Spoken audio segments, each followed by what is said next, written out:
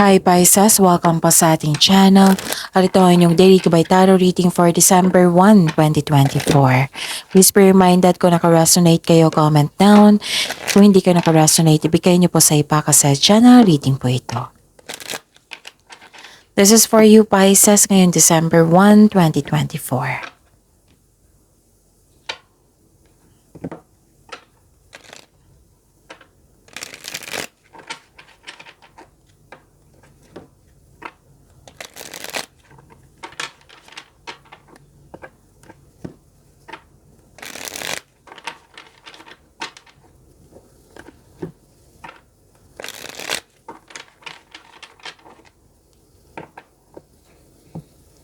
Para po ito sa inyo Pisces ngayong December 1, 2024. Maraming salamat po sa inyong patuloy na suporta at maraming salamat din po sa mga hindi nag-skip ng ads. Gamitin ang reading na ito bilang gabay lamang sa mga hindi pa nag-subscribe. Subscribe na po kayo at click bell notification para malaman nyo na may bago tayong video. Para sa mga gustong magpa-reading po, may lumabas dyan sa screen nyo ngayon. Panoorin nyo po at sundin ang instruction. Calling the attention sa mga suki ko dito na Pisces. Open na po inyong monthly Gabay Tarot reading for December 2024. May 6 months from now reading tayo at love life reading po. So message me Pisces for schedule. Maraming salamat po. Spirits Guide, mga ganap po para kay Pisces ngayong December 1, 2024. I need 3 cards po.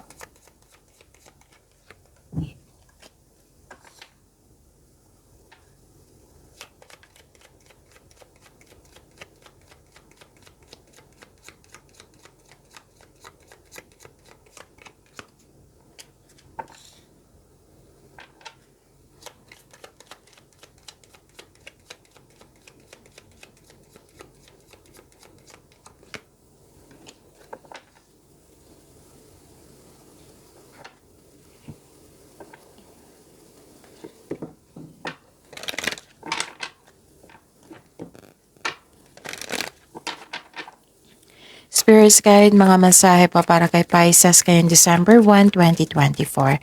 I need 2 cards po.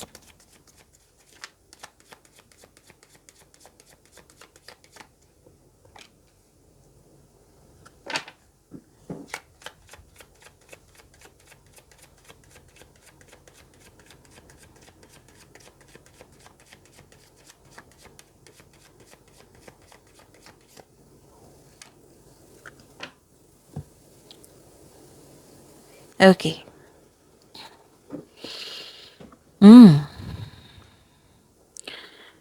Pisces, ngayong December 1, 2024, may nakita ko dito ang nag-uusap kayo ng isang tao. Pwedeng mentor mo ito, advisor, favorite person, wiser, or boss or amo mo. Oo. Nag-uusap kayo regarding sa inyong career and finances, big business po. May nakita ko ditong authority, protection, power. Nasunod yung gusto mo, you're taking action with courage na, at saka, yun, naging malakas yung confidence. Nakita ko rin dito na may parating sa inyo na malaking pera, which is expected nyo po ito. Pwedeng cash or cheque. At saka may parating sa inyo na news or information. Nakita ko rin dito na may malalaman mo na ang totoong intensyon ng isang tao sa iyo. Tapos may nakita rin ako dito na may isang tao na sinisiraan ka. Pwede nagkaroon kayo ng loss of connection nito. Tapos nang siyang dahilan na nagkaroon kayo ng stress or nag-alala kayo. Pwede din may loss dito na sa isang bagay. Pwede, for example money. Pwede nagkasta, nawala, kinuha, na damage. So, pag-ingatan. Okay? So, seek clarity. Ang sabi po ng card niyo po dito. And live life to the fullest. Spirits Guide, ano po yung energy? Ano po yung energy ni Pisces ngayong December 1, 2024?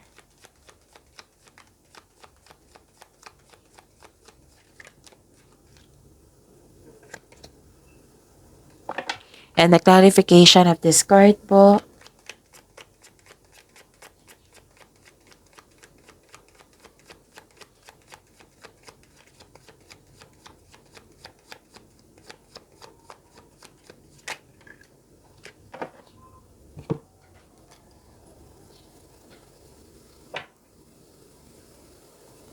Sa mga may oras dyan, kung gusto nyo po, panoorin nyo po yung last 4 days kabay tarot reading nyo po. Like for example, napanood nyo ito ngayong December 1, 2024. Panoorin nyo po yung November 30, 29, 28, 27. Puro po iyon December 2024 na reading. So panoorin nyo po kung pwede po. Kung may narinig or may nakita kayong repeating message, meaning to say, pinupush yan ng cards sa inyo kasi ang ilan sa inyo hindi pa binigyan ng atensyon. Na kung maaari din po, bigyan nyo po ng solusyon at aksyon. Remember Pisces, at the end of the day, alam mo na ikaw lang taong may kakayahan at responsable na gumawa ng sarili mong katotohanan at kinabukasan. So ano yung energy mo, Pisces? Hindi kayo makagawa ng desisyon dito. Confused po kayo. Gusto mong lumaban pero napanghinaan ka ng loob. Huwag po daw kayo maniwala sa chismis. Alamin niyo muna kung totoo ba yan or hindi. May concern din kayo sa isang tao na ma-pride. May nakita rin ako dito na hindi ka pwedeng ikaw ito or sa isang tao na hindi nakikinig sa payo. This card tells you to clear up any hurt feelings. Maaaring mabigat sa loob mo ang confrontation na ito pero kailangan natin harapin to clear up any hurt feelings. Okay? Kung hindi nahihirapan kayo sa paggawa ng desisyon, gawa kayo ng konkretong plano para magiging confident kayo na mawala na yung confusion na yan. Okay? If you're not ready, then wag munang i-push. Baka may kailangan pang gawin dyan para makagawa kayo ng desisyon. Okay, Pisces? At nakita ko rin dito na may new bikini. This is abundance. Yes. Wow, ang ganda. So, claim nyo itong abundance na ito, ha, Pisces. So, may parating na blessings po. This is gift from the universe. Posibleng new job opportunity or unexpected sum of money. Lumabas sa oracle card nyo at lumabas din sa tarot card nyo. Na may parating na pera. So, pwede rin nag-take ka ng first steps para ma-enhance o ma-increase yung kaperahan mo. So, ang pagbabago na ito, Pisces, ay may unlimited growth towards to your finances. So, claim nyo na ha. Claim mo ito, Pisces. So, may parating na job opportunity din. May nakita ko dito, promotion. Pwedeng nakikita mo talaga yung pagtaas ng inyong mga ginagawa nyo dyan. Pag-level up. Okay? Nang dahil nitong promotion nito, opportunity nito, magkakaroon po siya ng financial growth and stability. So, ilan sa inyo na ready na mag-pursue ng new career path that will offer more stability and abundance. Wow, ang ganda naman. Ilan sa inyo nag-decide na maalagaan yung sarili. May parating po sa inyo na bagong tao po na magbibigay ito ng inspirasyon sa iyo. Okay? So, yun. Spirit's Guide. Career and money po ni Pisces ngayong December 1, 2024.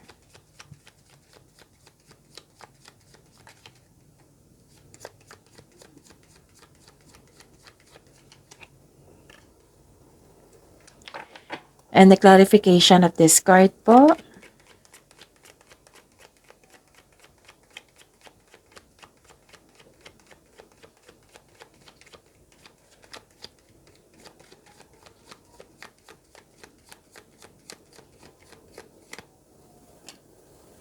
Okay. Sa inyong career and money, Pisces. Nakita ko dito, nagkaroon ng pagkakaisa, you're making memories. May nakita ko dito may kausap ka na bata. Or parang may tinuturuan kang mga bata dito. Pwede din na Yung may ganap na very supportive ang family or co-workers mo na para mo ring pamilya. Nagbibigay sila ng motivation sa iyo na ang siyang dahilan na magkaroon ka ng focus sa pag-achieve ng goal mo. May plano din kayong mag-outing or lumabas for dinner, group dinner, yung mag-lunch, gano'n. May ganap dito na nag-spend yung grupo ng tao dito para magkaroon ng bonding. May nakita rin ako dito na yung naging masipag ka, yung naging inspired ka ng dahil sa isang bata. Pwede din sa inner child mo na gusto kang i-achieve para ma-heal yung inner child mo. Pwede din sa mga bata ito, sa anak mo, pamangkin, apo, na ang siyang dahilan na you are very inspired ngayon. Na motivate ka ng dahil sa kanilang energy, ng dahil sa kanila. Alam niyo ba, connecting to your own inner child, kahit sa mga bata, it will refresh your energy. May posibleng din may pagpatawad na mangyayari. Ang nakikita ko dito, very supportive yung mga tao. Grupo ng tao ha. Pwedeng group of friends, family, or yung kasamahan mo dyan. Very supportive sila sa iyo. Basta may meet up dito, meeting, reunion, pwedeng ganun. Basta may pagtipon-tipon. Regarding to sa career and money nyo ha. Pisces. And, okay. Habaan nyo po doon yung pasensya nyo. Habaan nyo po yung pasensya nyo kasi may nakita ko dito na disconnection.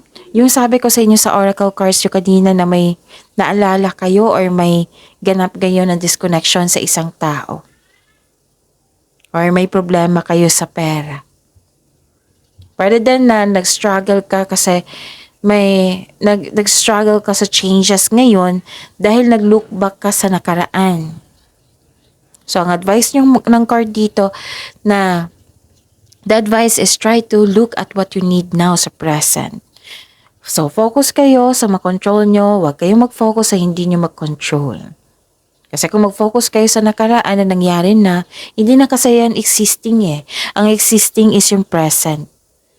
Nagiging masipag ka sa present para sa future, para may better outcome. Don't worry, you are guided to find peace. Huwag kayong mag-alala. Magkakaroon din yan ng pagkakasundo. You are guided to find peace. Magkakaroon din ng katahimikan, serenity. Okay? And so seek balance and create a calm atmosphere. Magiging okay din ang lahat. So, habaan niyo po ang pasensya ha. May nakita ko ditong makulit sa inyo.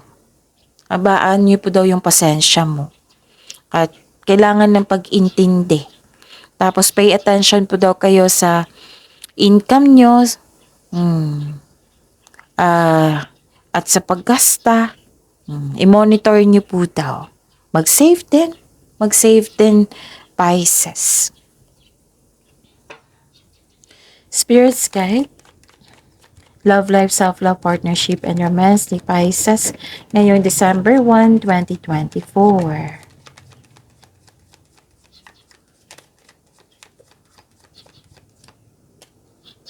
And the clarification of this card po.